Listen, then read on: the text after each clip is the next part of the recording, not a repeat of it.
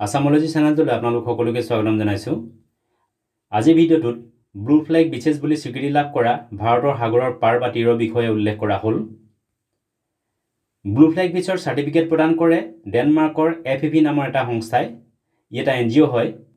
FEVৰ full ফৰ্মটো হৈছে foundation for environmental education. Blue flag বিচৰ চাৰ্টিফিকেট কিছুমান মানদণ্ডৰ ওপৰত ভিত্তি কৰি প্ৰদান কৰা হয়।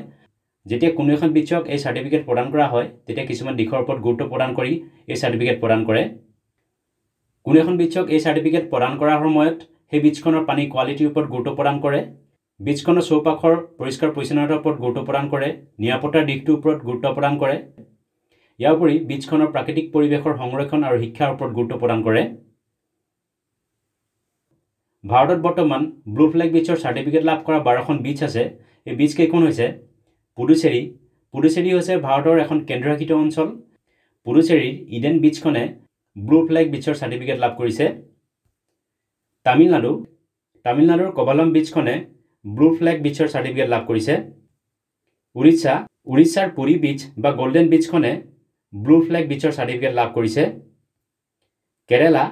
কেৰেলাৰ কাপৰ বিচখনে ব্লু ফ্লেগ বিচৰ চাৰ্টিফিকেট লাভ কৰিছে। গুজৰাটৰ শিৱৰাজপুৰ বিচখনে ব্লু ফ্লেগ বিচৰ চাৰ্টিফিকেট লাভ কৰিছে। কৰ্ণাটকৰ দুখন বিচে ব্লু ফ্লেগ বিচৰ চাৰ্টিফিকেট লাভ কৰিছে।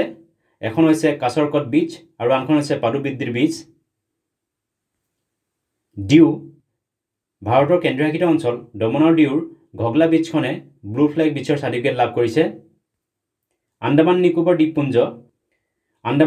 দ্বীপপুঞ্জ হৈছে ভাৰতৰ এখন কেন্দ্ৰশাসিত অঞ্চল অৰ্থাৎ ইউনিয়ন টেৰিটৰী। আন্দামান নিকোবৰ দ্বীপপুঞ্জৰ ৰাধানগৰ বিচখনে ব্লু ফ্লেগ বিচৰ চাৰ্টিফিকেট লাভ কৰিছে। অন্ধ্ৰপ্ৰদেশৰ ৰুচিকন্দা বিচখনে ব্লু ফ্লেগ বিচৰ চাৰ্টিফিকেট লাভ কৰিছে। লক্ষদ্বীপৰ দুখন বিচে ব্লু ফ্লেগ বিচৰ চাৰ্টিফিকেট লাভ কৰিছে।